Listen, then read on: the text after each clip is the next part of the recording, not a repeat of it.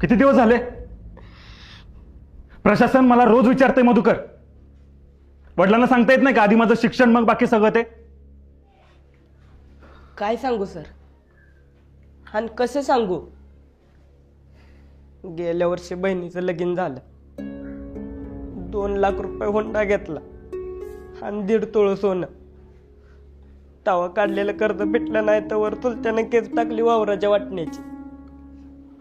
तिथं पैसा गेला, केस हरलो, घराच्या वाटण्या झाल्या. आता तर कुणाच्या घरात राहतोय सर. इकडून उंदीर येतोय तर तिकडून घुस येत्या. पावसाळ्यात अख्खं घर गळतंय. घरातली भांडी कमी पडते, पण पत्र्याची पानं काय गळायची थांबत नाही. बाप गावलती काम करतो, उचलापासून गुरं राखतो. तरी बी आज भाकरी खाल्ली तर उद्याची काळजी वाटते. आई रोज वाटी घेऊन येतं, त्याचं घर टिपती. कुठनं आणू पिलं पैसे? आणि कसं म्हणू बापाला?